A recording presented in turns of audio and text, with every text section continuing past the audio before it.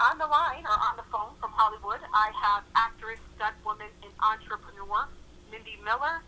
Mindi Miller, welcome to the program. Hi, everybody. How are you? I'm so excited to be on your show this morning, Carina. I've been really looking forward to this. Oh, so am I. Now, how did you come to meet Elvis Presley? Well, it came about in a very strange way. I had, first of all, had a premonition about 2.5 years prior to actually meeting him.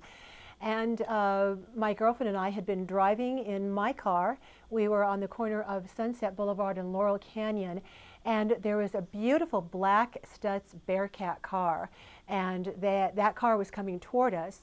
And I looked in the car and I thought, well, gee, that's a beautiful car. You don't see many of those cars around. And as the car came past me, I looked and I went like this and I went, oh my God, that's Elvis Presley. And I looked to my girlfriend Carol and I said, Carol, that was Elvis Presley. And I said, I just got chills. I said, I got the strangest premonition that I'm not just going to meet him, but that I'm going to know this man. And I can't tell you why, but when he passed, it was almost like an energy just zapped into me. And literally 2.5 years later, Carina, I met him, and I met him through people that I knew that knew him. And I was told at that time that he had broken up with his then girlfriend or girlfriends.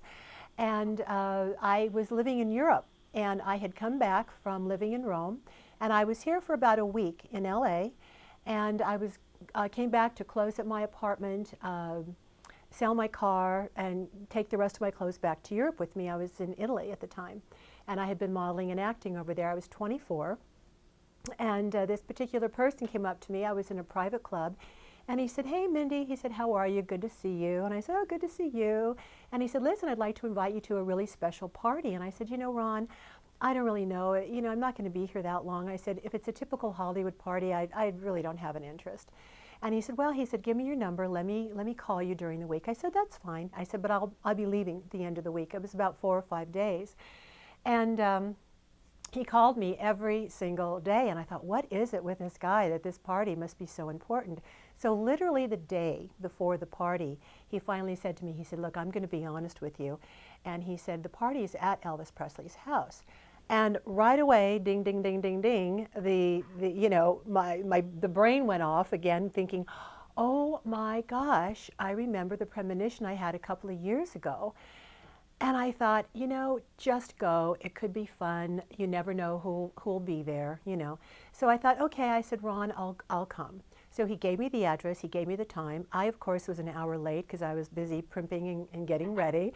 And, you know, and I didn't think that Elvis Presley was even going to be there. I just thought it was at his house at the time, which was, I believe, in Holmby Hills, Bel Air area.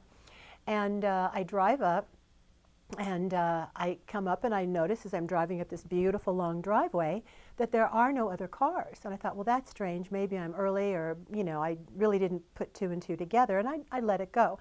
Knocked on the door. One of the Memphis Mafia guys opened the door and he said, oh, you must be Mindy. I thought, well, how does he know I'm Mindy? You know, there are probably a lot of other people here. And I said, well, yes, I am. Nice to meet you. And he said, well, come on in. And I came into the house and I looked around. And I didn't see a DJ, I didn't see people, I didn't see anything. And I thought, well, where's this party? Maybe it's out in the back. So he led me into another room, which is a quite large room. And I was sitting there, and that was my dog, sorry. And as I walked in the room, it was empty except for all the Memphis Mafia. And there had to be at least 15 guys. And they were all sitting in chairs lined up to my left and my right and straight ahead of me. And they led me to a couch and sat me down. I thought, well, this is really weird. I said, I think I'm going to, you know, get a big inquisition here of some kind. And sure enough, I was introduced, and they said, hey, everybody, this is Mindi Miller. And they went around and introduced themselves, you know, Al Strada, Dave Hebler, Joe Esposito, everybody. And all the guys were really nice. And so I'm sitting there, and they start asking me all these questions. Where were you born? Where are your mom and dad from? Where do you go to school? What kind of things do you like? Do you believe in a religion? So it was basically an interview which I was not aware of at the time. And I thought, wow, this is really very, very interesting. So about an hour later, I'm still sitting on the couch. Nothing has happened. Nothing is going on. And all of a sudden, I feel a couple of guys walking out. And I just kind of looked over at them, and I thought, oh, okay. And then literally, I looked back at the TV, because they had the TV on, and this tall presence to my right was standing there. And he had a big stogie cigar in his left hand, and in his right arm, he had it up, standing in the doorway, kind of leaning against it. And he had on his glasses, and he had on a, not a jumpsuit, but sweats.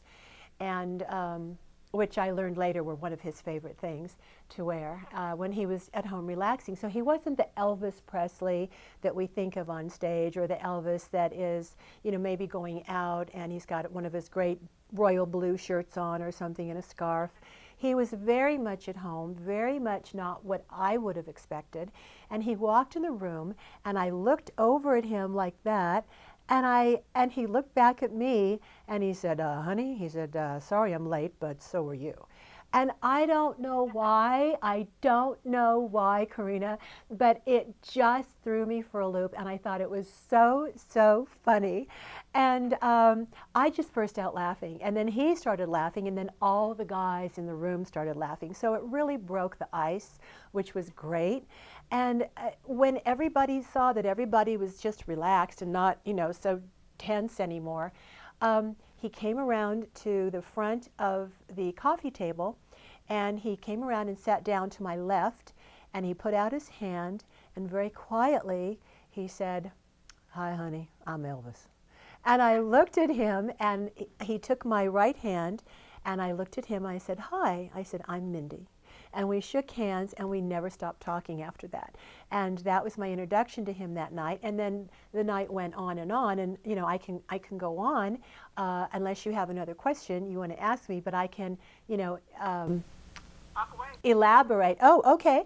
So that was the beginning of that.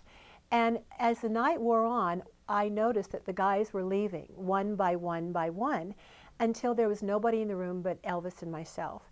And literally at that point, he called one of the guys back in, and he said, get me my jewelry box. Bring out my jewelry box. And again, I'm not thinking anything. And I said, oh, I said, what's a jewelry box? You know, I'm thinking, men don't have jewelry boxes, women do, right? So one of the guys brings in this huge black jewelry box, and he opens it, and he says, I'd like to give you a gift. And he took out a ring, and he started to give it to me. I said, I'm so sorry. I said, I can't accept that. And he looked at me in absolute shock. And he said, why? I said, to be honest with you, I said, I don't know you. And I said, if we get to know each other, I said, if we get to be friends, if something happens, you know, with us, I said, that would be a different story at another time. I said, but I don't feel comfortable. And then he put the ring away, and he looked at me, and there was this huge, huge smile. And I think he liked that, because I don't know how many people turn away gifts from Elvis Presley, especially a piece of jewelry, but I wasn't brought up that way, and I was not taught to just take a gift from a man like that. Then we were sitting there, we talked a little longer, and then he said, honey, he said, I kind of saw your car outside when you pulled up. I was upstairs. And he said, don't you think you need a new car? He said, the back end of your car is kind of bashed in. And it was I think a 67 Mustang convertible GT. And I loved that car. And I backed up into a pole at one point, probably a couple of months ago. And, you know, I didn't have the money to get it fixed. So I said, nope. I said, thank you again so much. I said, that's really not necessary. I said, but I'll get it fixed, no worries. And so our night began like that. And then he called in some of the guys, and he said, listen, he says, I'm going to go upstairs and change. He said, I'll be right back. And I said, oh, okay. And he said, you just sit tight, and the guys will get you, you know, a little soft drink or whatever you want to drink. And he went upstairs, and about 10 or 15 minutes later, he came back down, and he was in a karate gi with a black belt on it. And I thought, oh, what's going to happen here? And what happened was that he took me into another room, a very large room, and he put on a karate exhibit for me, a personal karate exhibit with Sonny and Red West and Dave Hebler and some of the guys that really knew karate. And I was really, really duly impressed, I have to say. And he was quick and he was fast and he loved it, and he loved the martial arts, and he loved it because of the discipline, he told me later. And so he did that, which was great. And then after that, he invited me to come upstairs, and I was a little reticent. And he said, "It's not what you think." I said, "Okay." And I trusted him, and so I went upstairs with him, and there's this huge bedroom. Of course, that night and later, as we continued to date, I found out that for him, his bedroom was a sanctuary. It was his living room, it was his everything, because that's where he had his time to be alone with his girlfriend. So you would read, you would talk, you would discuss things, we would read our spiritual books. We read the Bible that night. And then he did something I thought was incredible. I have never come across this on any first date. He had the guys call up a spiritual bookstore called the Bodhi Tree, which is now no longer in existence here. And what's funny, Carina, is that my apartment where I lived when I dated him, when that first night that I started dating him, was literally a block down the street from me. And it was my favorite bookstore, and it was all spiritual books, numerology, life and death, all kinds of esoteric things and readings and writings. And he had the guys call up the Bodhi Tree and wake up the owner. I think it was about 2 or 3 o'clock in the morning. And I don't know if the owner got the books he wanted and brought them to the house, or if the guys went over and picked the books up and brought them back. But either way, there was a knock on the door, and the guy said, "E, we've got the books." And he opened the door, and these beautiful books were presented to me. More than these, I'm showing them to the camera right now. And we have one called Infinity, The Leaves of Moya's Garden. And then he really loved the book, The Prophet, and he quoted from that quite a bit. And in The Leaves of Moya's Garden, we underlined a lot of things that he liked. We underlined all the time in the Bible and different things. But I thought maybe you'd like to hear some of the things that he underlined, and maybe your listening and our viewing audience would like to hear some of the things that he underlined and words that he lived by and things that were important to him, so you could get a better idea of who he really was on a spiritual level, as opposed to Elvis the entertainer. And I think this is really important because Larry Geller, I think, is one of the only people out of all the books that have been written, and I have not written a book, who really touched on his spiritual side. And the whole book was about his whole spiritual path. And would you like to hear something, Carina? Okay, great. So along these lines is the way that he thought, and this is just one passage from the book, and there are so many books and so many. In our daily lives, we perceive not the vital moments. We regard them as no better than the dust. But the Creator's hand is felt not only in the mighty, mighty manifestations, but even in the motion of an atom. The gates are open. Guard thy light. Learn of the power of the Spirit. Its strength is inexhaustible. A word is but the minute part, as the whirlwind is but the impetus of the blast, as the snow is but the messenger of the cold, as the lightning is but the eye of the storm. So is the word but the dust from the breath of a creative thought. And we would sit and read and ponder about life and life after death, and he was a big believer in that. And I've got some really good stories for you about that. We have another book called The Way Out, and this was another one of his favorite books. It's a very small black book I'm holding up to the camera. And it had different chapters on the way beyond, wealth, the Christ consciousness, the simple law, things like The law is, quote, whatever is before you to do, do it the best that you know how, in order to please your God's self, unquote. For he placed you just where you now are and provided the particular task confronting you as the best means and opportunity in which to teach your human mind the next lessons that you are to learn and to develop in you the spiritual qualities you still lack in order to make your human self a perfect instrument for his use. And on that note, Elvis told me more than once that he always felt that he was doing the Lord's work through him. And he didn't have an ego that was out of place or displaced. It was a very healthy ego, and he said, I am not the one. He said, God is the one, and God works through me to administer through my music and to teach people and to talk. And he said, we are all students and we are all teachers, including me. And he said, you're already on the path, Mindi. He said, but you know, these books will help you, and we will read them together, and we'll study them, and we'll talk about them. And this was the part of him that I really fell in love with. And you know, he was a very, very, very special, gifted human being, more so than what you see on stage. And, you know, I want to thank you for allowing me to share another side of him than most people might know, you know. I don't really consider myself a fan of Elvis Presley, more of an admirer, someone with great respect. Right.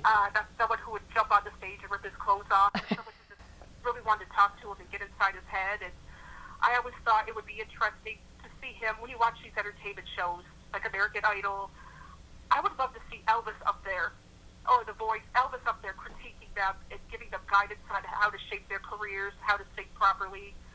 And I was wondering, did you ever hear him give criticism? Like, if you listen to the radio, did you ever hear him say, oh, you know, you should have held that note longer? Or did he ever give, like, advice or critiques on people's music or their singing? Well, you know, that's such an interesting question. That's a really good question. I don't remember that. What he did do, not necessarily musically, because he really only liked to listen to the people that he really liked, or the people that he loved that were muses to him, in you know, musically in that way. And but you know, he did, which I'm sure people have heard, he did love television. He loved to watch football. Football was his favorite sport. He loved to play football with the guys and all that. But he did critique some people's acting ability. And if he did not like a show, he was known to blow it out with a gun. Although when I was with him, he never did that. But he had, in the bedroom at Graceland, above the bed, he had 3 different television stations, or 3 different TVs. And he would turn on a station on this one, a station on the middle one, a station on the left one. So you had 3, 2, one on your left, one on your right, one in the middle. And we'd be watching 3 different programs at one time. And he'd look at this one, he'd look at this one, he'd look at another one, and he would critique them. And he'd say, oh, you know, that was a, you know, bad line, or, and he would say things. And he loved film, he loved movies. But to my knowledge, he, when I was with him, and I can only say when I was with him because that's all I can speak of, I don't know if he did that in the early days. I think, you know, in the early days, probably Carl Perkins, Scotty Moore, Jerry Lee Lewis. I think in those first years, 54, 55, 56, 57, prior to going to Germany, to Wiesbaden, I think everybody was mentoring each other at the time because they were all starting out together. And he was still finding his voice and finding what sounded great for him. So I don't know that he was mentoring anyone at that time, and I had really never heard of him mentoring another young singer, so to speak. It's a great question. It's an answer that I don't know prior to my time with him. But during my time with him, I would have to say no to mentoring anybody, you know, young, or taking someone under his own wing. And I think he was so busy between films and concerts and personal appearances.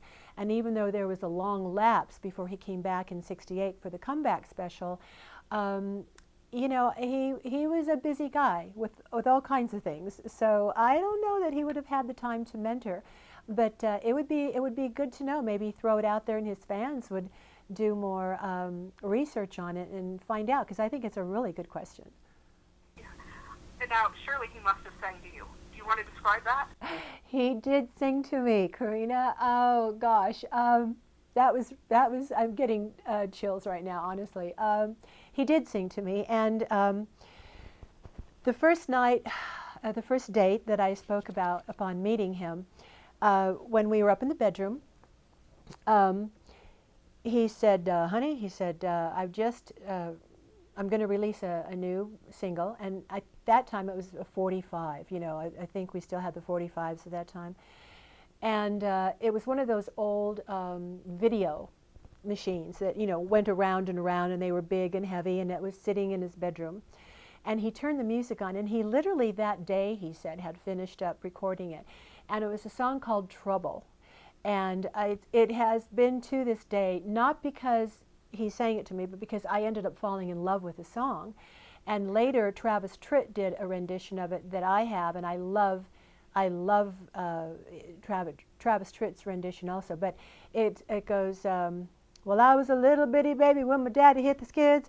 Mama had a time trying to raise 9 kids.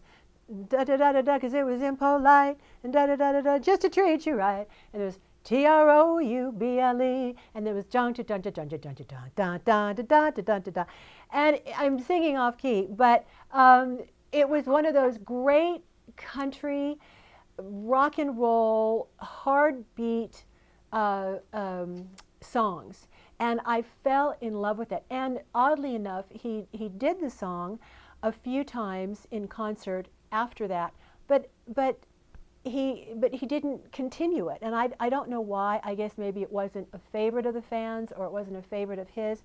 It certainly was one of mine, I have to be honest with you, and I'm sorry he didn't sing it more.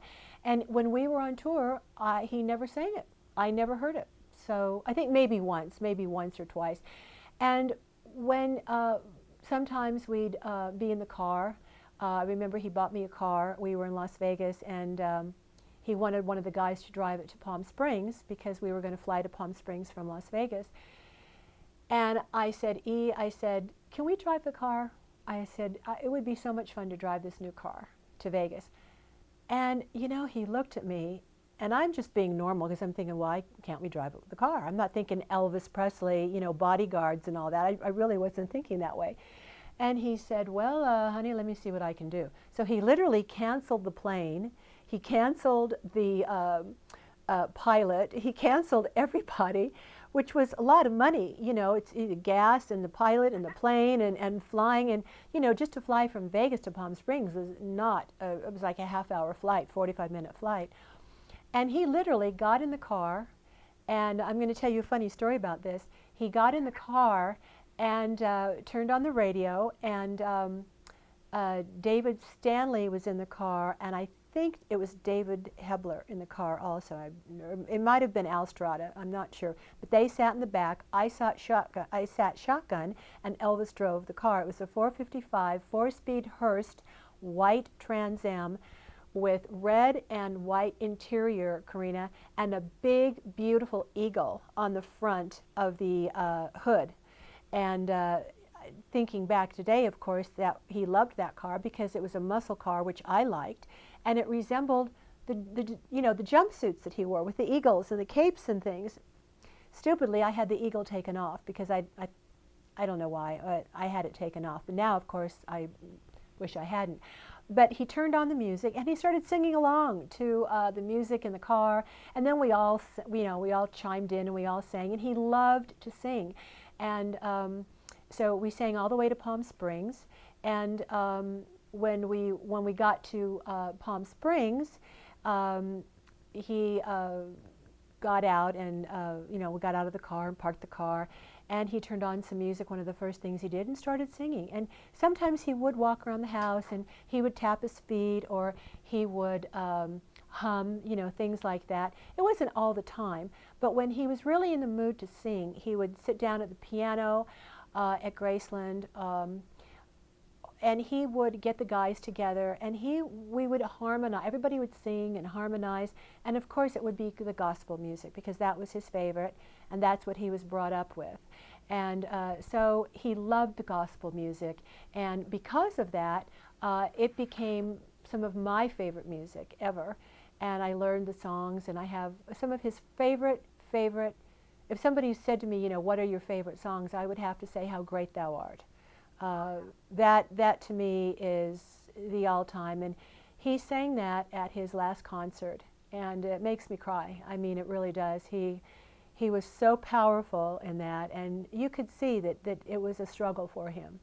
But because it was a struggle for him, I think it made it all the more powerful because he really, really had to dig down deep in his diaphragm and really come up with that, not feeling, you know, on top of his game. And it's my favorite song. But yes, he sang to me quite a few times privately, and those are some of my best memories of him singing. Now, I don't want to get off track, but when I first saw your picture and I learned that you dated Elvis Presley, I remember thinking, when she was 3? Oh, thank you.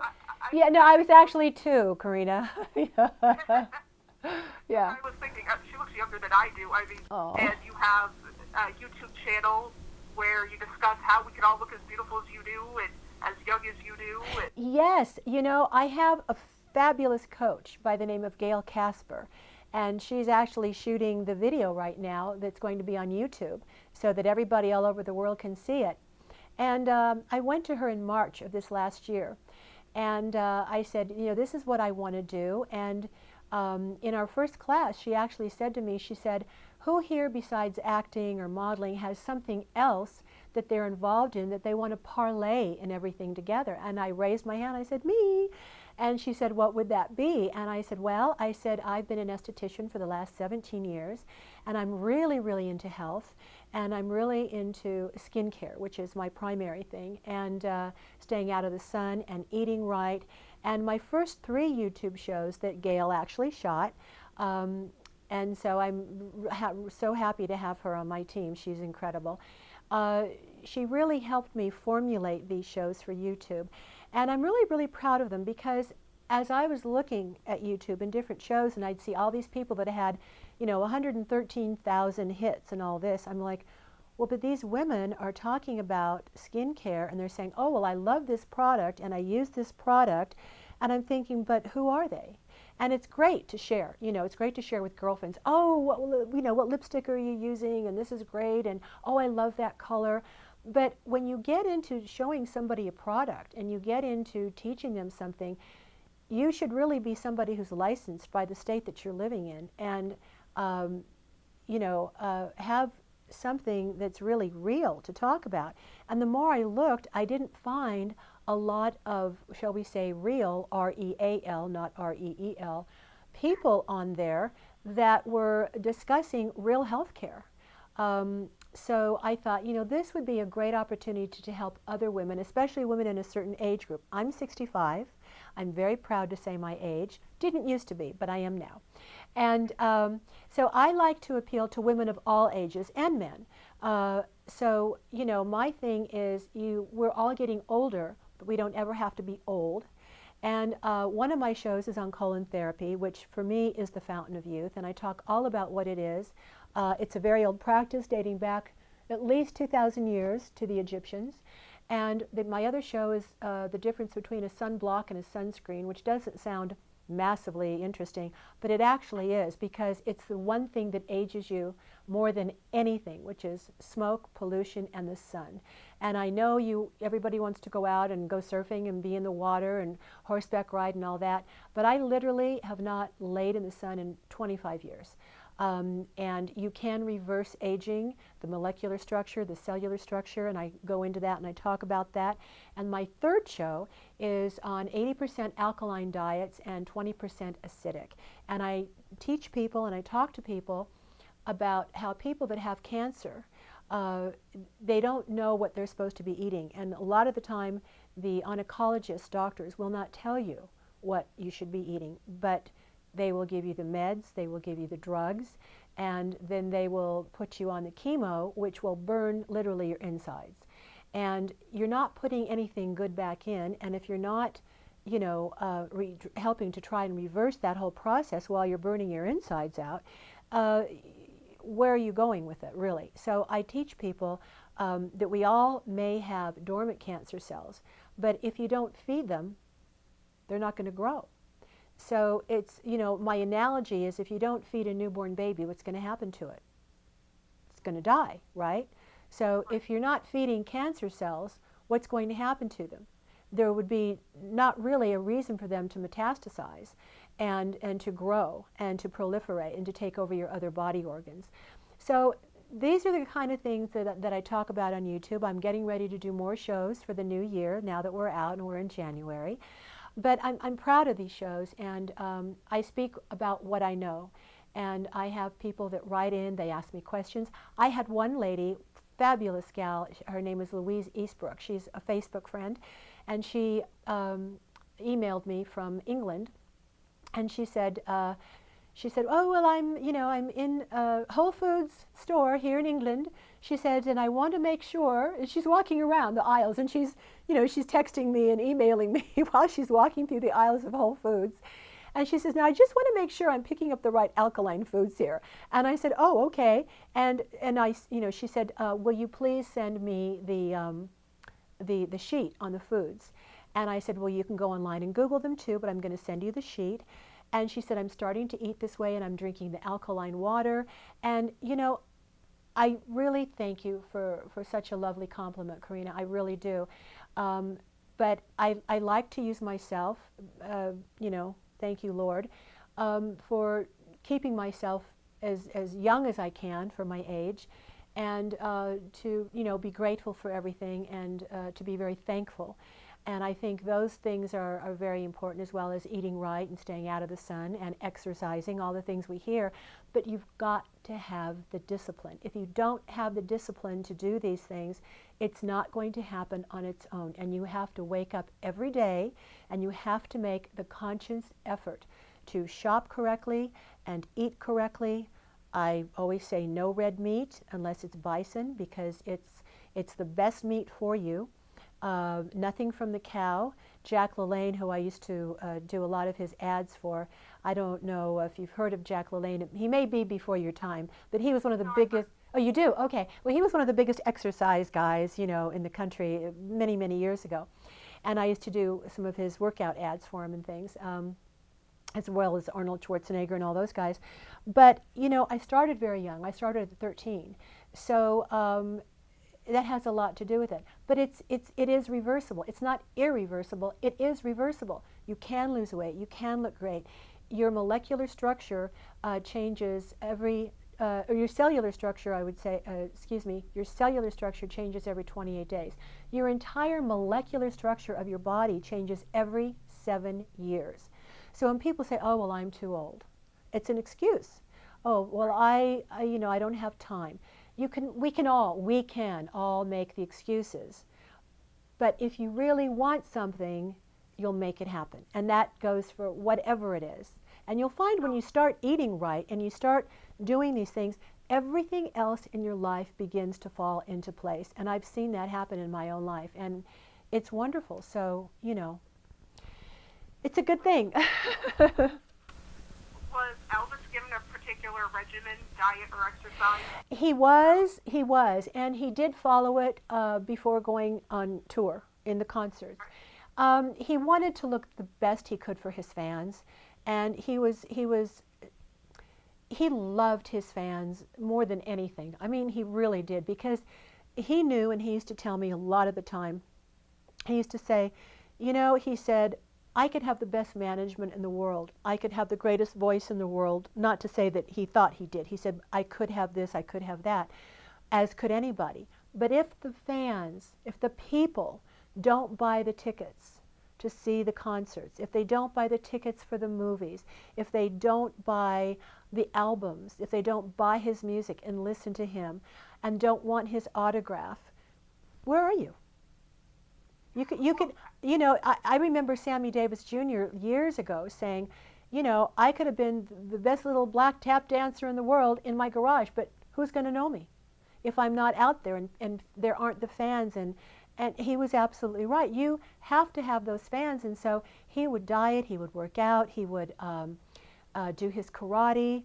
You know, he would train in the way that he knew how to train at that time to look his best. And, you know, when he wasn't touring, you know, he would still play racquetball and football and go horseback riding and do the things he loved, you know, in that way physically. But he would relax. You know, he would in between concerts and personal appearances, things, he like most people, he would relax and just kind of chill and enjoy himself, you know. Yeah. Well, it's interesting that during the period that you dated him, that was when disco and punk rock were really becoming popular. Did Elvis express any opinion on those genres of music? He did not like either one. He was not a punk fan. He wasn't really a disco fan. The music he liked was really, really varied. He had probably at least 2,000 albums and records and 45s in his record collection. And his taste was very, very eclectic. He went from Mario Lanza to Bobby Gentry. He went from Leslie Uggams to, oh gosh, let's see, the Stamps Quartet. He loved the Sweet Inspirations.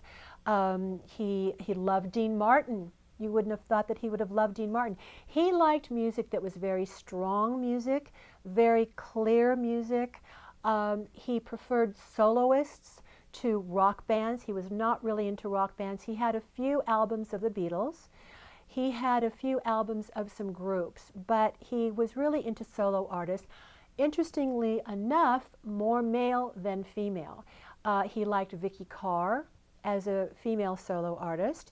He liked Bobby Gentry, I think I said. Oh, and he loved Anne Murray. Do you remember Anne Murray? Really? Yeah. Yes, yes. I was surprised when I found that out too. We talked about that.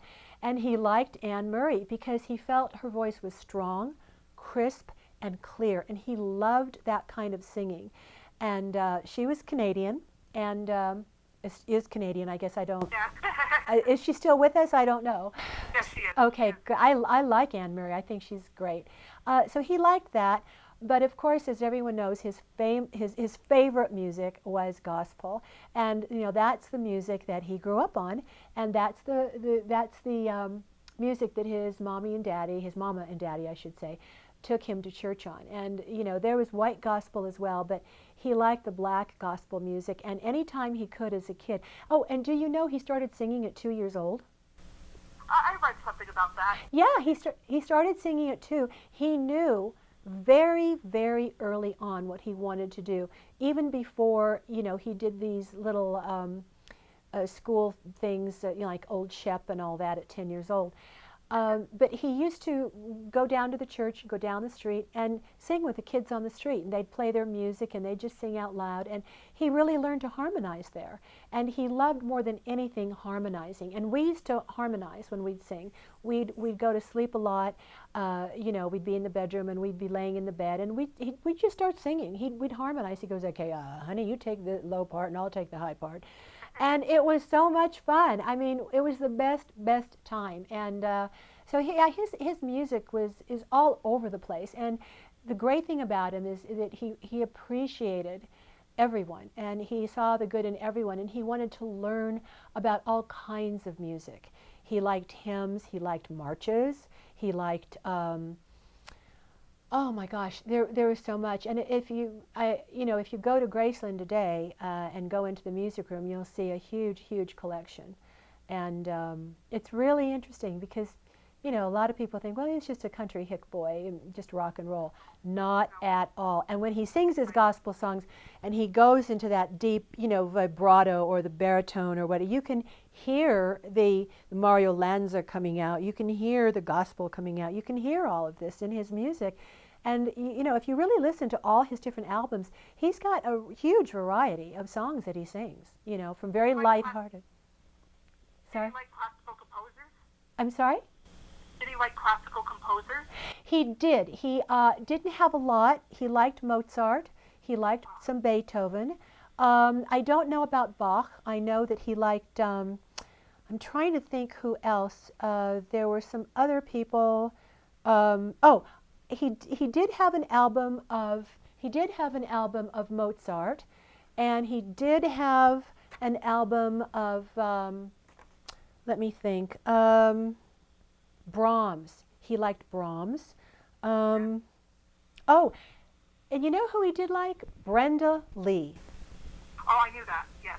Isn't that interesting? Brenda Lee. In fact, I'm sorry, I just say Priscilla said when they met, Brenda Lee he had a Brenda Lee record on. Yeah. I loved Brenda Lee. I remember her, and she was adorable, and he really, really liked her. And we would talk a lot about music, you know. We'd talk a lot about the guitars, and, you know, he was actually a better piano player than he was a guitar player.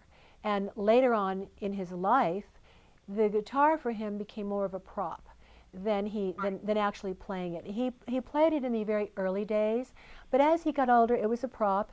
And you know, he would go into his stanzas of the karate moves. You know, you'd see him on stage bending down, doing this great karate move on stage.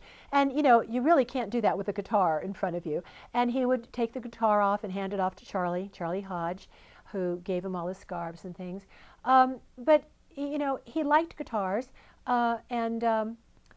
it was very interesting because actually the guitars that he used in his movies were not the guitars he used in concert. And they were very different guitars. And he had a whole slew of them. I mean, really interestingly. Was he loyal to a particular brand? There were two brands that I know that he liked. He liked the Martins and he liked the Gibsons. Now, there was one in particular that I asked him about, and I said, well, you know, I never see you with an electric guitar. But there was one that he liked, which is a blue Fender guitar, which was an electric guitar. And I don't know, I never saw him play it. He never had it, you know, wrapped around his shoulder or his neck. But he liked the Gibsons, he liked the Martins, and then he had 2 or 3 different guitars that he only used for a short time.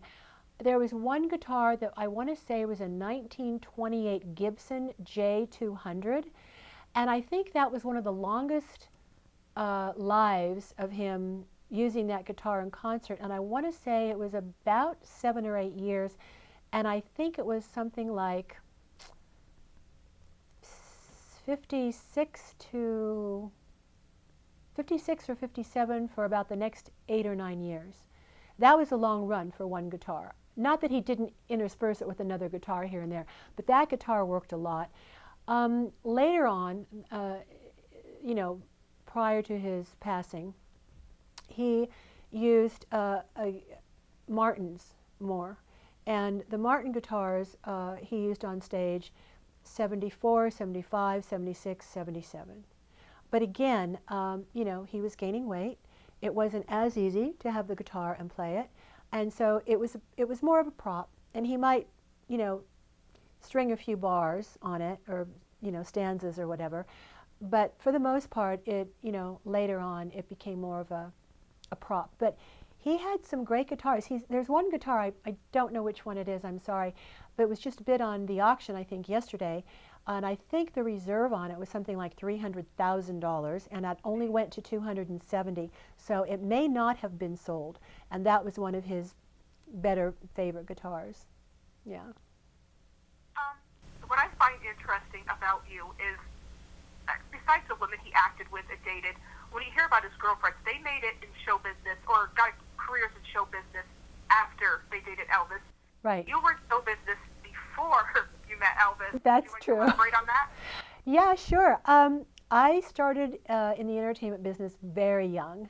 And I think really for most people, you have to absolutely have a passion to do it. There's got to be an enormous drive in you, just like there was in Elvis. He knew from the time he was a kid. I think that as all of us as children, I think there are always those things that hopefully the parents will pick up on and say, gee, maybe he'll be a scientist, or he loves playing with blocks, maybe he'll be an architect or a builder, or something like that. Elvis knew at a very young age. I knew at a very young age. I loved acting. I loved pretending. I would go to the movies. I'd come out of the movies thinking I was, Holly Golightly, in Audrey Hepburn, at Breakfast at Tiffany's, or I'd be Natalie Wood, and I remember literally walking up, the theater aisle, leaving the movie, thinking I was Natalie Wood in West Side Story, and I'd been singing Maria, Maria, like a crazy person that I am, and I just knew it. I just loved it all, and my mom gave me singing lessons, she gave me guitar lessons, she gave me flute lessons, dance lessons. I took jazz classes in school, and as soon as they offered drama in junior high, I jumped on that one, and I took drama classes. I just loved performing, and I loved getting out of my own skin and being somebody else and pretending. And I think a lot of that too actually comes from maybe you're not happy in your own personal life, you want to get out of it, and you want to be somebody else. And, maybe, and I don't know this, but I'm proposing, Elvis being a poor boy and not having a lot, he saw this as a means to help his parents and his family, to make something of himself if, he thought he was that good, which he did, and we know he was and always will be, that he had the opportunity to turn his life around through the entertainment business. And he worked so hard. I mean, he worked himself to death. He really, really did. But for me, I just loved it. I started at 12. I was doing children's theater by children, for children. It was a children's theater, and only kids were allowed. If you were the parent, you had to wait outside. And, I got into modeling very young. At 13, 14, I was a very tall, skinny, gangly kid. And a friend of my mom said, you should really put her in modeling. So I did, and then I entered beauty pageants at 13. And by the time I was 18 and out of school, I went to college for, I think, 1 year, and I was studying psychology, minoring in philosophy, which I loved also, what makes people's minds tick. And then I went to Europe, and I lived in Paris, I lived in Rome, and I worked really, really hard. And when I came back to close up my apartment at 24 is when I met Elvis, because I had been living in Rome coming back. So that kind of brings us up to date, but I had done a lot of work. And I started very, very young. And then, of course, during my time with him, I worked on a TV series called Switch with Robert Wagner, Eddie Albert, Charlie Callis, and Sharon Gless, who went on to do Cagney and Lacey. And that was the time that Robert Wagner was still married to Natalie Wood, prior to her passing, who had also dated Elvis. She was with him for about 2 dates, and that was it. She was really in love with RJ. And so even during the time I dated him, because I didn't live with him at Graceland, when he asked me to stay here and not go back to Europe, he said, I want you to be my girlfriend and stay here. I had to go back to work. So I went back and got an agent and started working and modeling and acting. And so I continued, and I never really stopped, so, yeah. You're one of the few of his girlfriends who actually said, nope, I have to work, because I read that Elvis didn't really like his girlfriends working, and you're one of the few people who said, nope, I'm not dropping everything, sorry. Well, and I'll tell you why. I had already had the experience, Carina, of being in a relationship or two at a very young age and being very much in love, and I think we've all had our first loves, and you don't ever forget them. And if and when you part, depending on how you part, it's really painful. It's really, it hurts. And you think, I don't ever want to go through this again in my life. So then we start guarding ourselves. We start guarding our hearts. We don't give out as much. We're not as open. And we start guarding. And we run these old tapes in our brain. And we project that onto the new person that might come into our life, which isn't fair to that new person, because we're bringing old baggage, and that's not fair to the new relationship or the person that we're with. So knowing that, and knowing that at any moment he could easily have said to me, it's over, or I've met somebody else, or whatever, and then where am I? I'm giving up, and literally I moved from Rome to be back here, to stay here for him. And I said to him, the second date, which was the next night after our first date, because he said, I want you to stay, and I want you to be my girlfriend. And I said, okay. I said, but I want you to understand something. I said, I'm staying here only for you. I said, I have no other reason to be here. And he said, fair enough. And he made arrangements for me to, you know, get my clothes back from Europe and to stay and keep the apartment. And he was so good and so gracious to me in every way. But, you know, slowly as we started dating and going on tours, we all found out, you know, there were always other ladies. There was never just one. During his marriage, there were other women. We all know this now. So you either chose to be there and love him, and for me, it wasn't something that I put up with. It was something that I love you unconditionally. And he wasn't the normal average guy. Women are throwing themselves at him.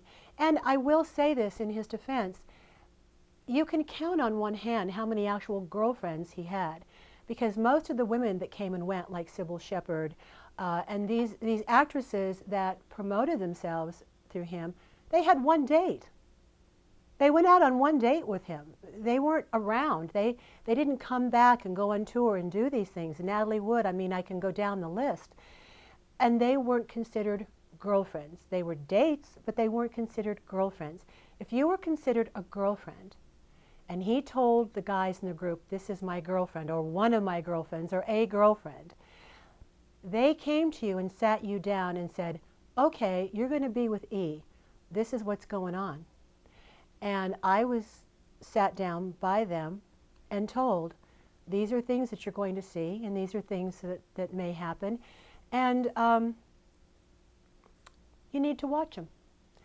And I said, okay. And they said, you know, he takes sleeping meds at night, and if any normal person that takes a sleeping pill is going to be groggy, you get up, you know, kind of flounder to the bathroom, you're not quite sure. So if he slept, I slept. If he got up, I got up. If he wanted to get up and read in the middle of the night, we read. If he wanted to watch TV, we watched TV. I didn't roll over and go to sleep. If he went to the bathroom, I stood at the door. And I was told that after 10 minutes, if he's not out, knock on the door and say, Eve, you okay? Everything good? Yeah. You gonna take a shower? Maybe. I don't know. Great. This for me was a joy. I loved it. To be able to be with him and take care of him and nurture him and love him and be with him was an absolute, sorry, I'm welling up, was an absolute joy for me. It wasn't a job. It wasn't something distasteful. It was a joy, and I loved him. And I loved him unconditionally, no matter what. And I would have never left his side, loving a man unconditionally. You know, that's my pledge to him, you know. And I had promised him that I would never, ever write a book, although I will say that a lot of his fan base has come to me now on Facebook and said, please write a book. We want to read, we want to know more about him. And, you know, everybody has written a book, from the maids to the nurses to everyone. And I had promised him I would never write a book and I would never discuss our relationship. He didn't like that. He didn't want anyone to be talking about private moments and private things. And he would turn in his grave, Carina, if he read some of these books by all different people. I won't name names. But he would be turning in his grave. He would not be happy about it. If I did write a book, it would be only about the positive things. Because for me it was all positive. It wasn't anything bad, you know. When was the last time you contacted Elvis or he contacted you? Well, the last time we were in contact was actually in 1977. I did not see him in 1977. The last time I physically saw him was at the end of November 1976. And he had asked me to go on tour in December with him. And I think he was going to the Hilton in Las Vegas. And I could not. I had gotten the TV series at that time, and they would not let me off.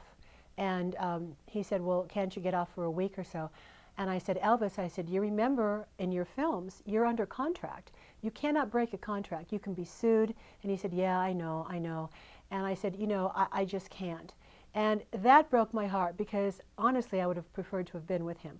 But I cannot step out of a show like that, you know, because God forbid something would happen to him and I leave the show. As we say in Hollywood, you can be blackballed. You are not fit to work again. You know, you don't make waves on a set. You follow the rules, you show up on time, you do your job, and you make everybody's life happy for the time that you're there. So I could not rock that boat. What I will say, and we did speak by phone in 1977, and then I did go to his funeral at Graceland, and I did have to go to the producers of the show, and I had not told them I was dating Elvis. I didn't tell anybody, and for 40 years I haven't told anybody. And they did let me off to go to the funeral, and they said, we had no idea you were dating him. I said, well, how would you? Because I never promoted it, I never advertised it, I never used it to say, oh, I'm on Switch and I'm dating Elvis Presley, and oh, look at me, and I never did that. So they did let me off to go to the funeral, and then I came back, and Robert Wagner came up and he said, I'm so sorry, we had no idea. And he said, you know, Natalie dated him, and I said, yes. You know, but that was the last time I saw him, and I have not been back to Graceland. I really don't have a desire to go back. It's not the same house that I was in. And it would be really too hard for me. It would be too tough. I'm getting ready to wrap things up. It's almost 2 o'clock, but you and I had this discussion on the phone before, how I said if I went to a time machine to 1934, before Elvis was born, and I wrote his life story and submitted it to publishers, it would be rejected because it was so over the top and unbelievable. He was born into poverty in a shotgun shack in the Deep South. Because he could sing and have to speak of booking, gained more respect and more influence than presidents, than royalty. It's just too far-fetched and over the top. No one would buy it, but yet this is what happened to him. Yeah. It's extraordinary. Even if you're not a fan, you can't say his life story wasn't out of this world.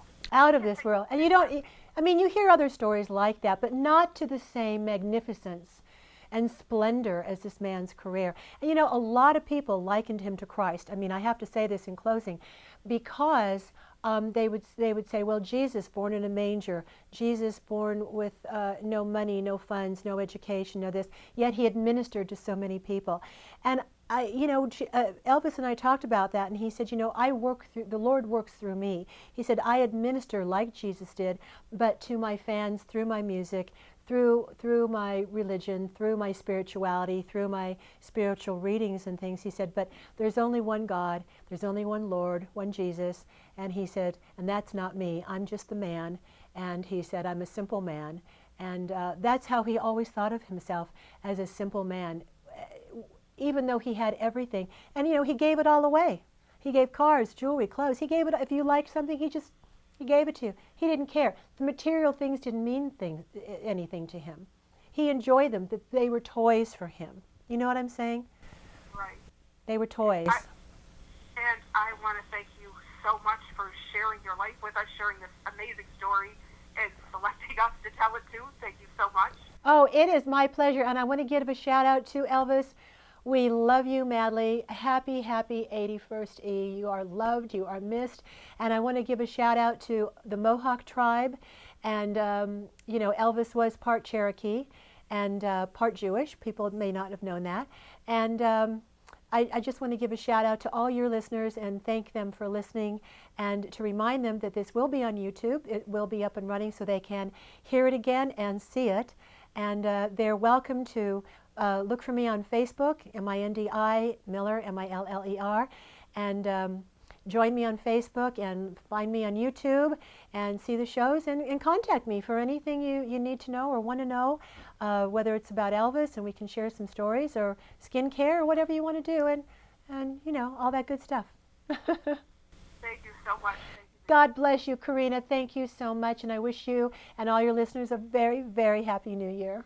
You too. Thank you. Okay, bye-bye.